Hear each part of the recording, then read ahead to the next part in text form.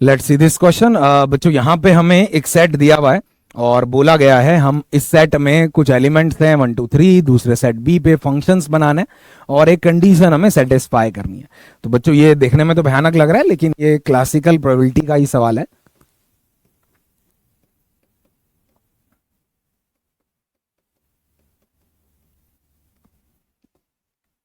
और यहां आप लोग देखोगे बच्चों यार, तो इसमें हमें पहले सेट ए दिया हुआ है और सेट बी है अपना। तो अपन पहले सैंपल स्पेस निकाल लेते हैं, बाकी काम तो होता रहेगा। तो सैंपल स्पेस अपनी बन गई है, हर एक के पास 5 ऑप्शंस हैं, क्यों कहीं भी जा सकता है। तो 5 इंटू 5 इंटू 5, 5 क्यूब हो जाएगा ना, ये 125 हो जाएगा। अब बच्चे favourable cases is little tricky. अपने को एक कंडीशन बतानी है कि भैया मैं जो भी आउटपुट लूंगा एफ आई और एफ जे में, एफ जे या तो बड़ा होना चाहिए या बराबर होना चाहिए। तो बच्चे यहाँ पे अपन एक बहुत क्रिएटिव सॉल्यूशन सोचते हैं। अपन इसमें 2 डमी नंबर्स ऐड कर देते हैं। पहले का नाम होगा D1, ऑब्वियस सी बात है, दूसरे का नाम होगा D2।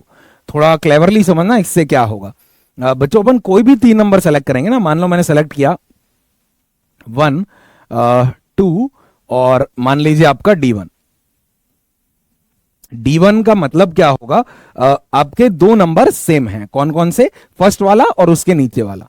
तो आप बोलोगे सर इसका मतलब क्या हुआ, हमारे 3 नंबर्स क्या निकले? 1 1 और 2, कोई प्रॉब्लम नहीं इसमें।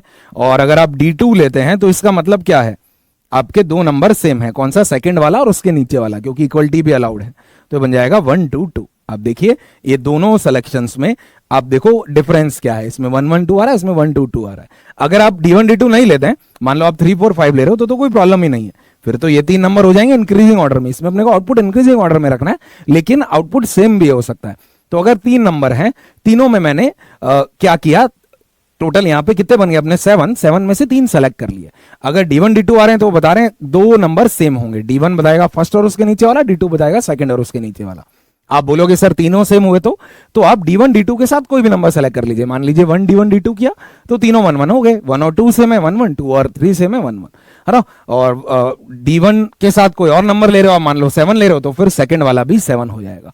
बच्चे इसका बहुत क्रिएटिव सॉल्यूशन है, इसके बहुत अजीब अजीब से सॉल्यूशंस रहते हैं, इधर उधर लोग बताते हैं, बट ये इसका सबसे बेस्ट सॉल्यूशन है कि अपन ने डमी नंबर्स यहाँ पे ऐड कर दिए। अब अगर आप सैंपल स्पेस निकालोगे तो बहुत आसान होगी। सैंपल स्पेस हो जाएगी सिंपली 7C3। 5 तो ये नंबर है ही है, सॉरी सैंपल स्पेस नहीं, फेवरेबल केस हो जाएंगे 7C3।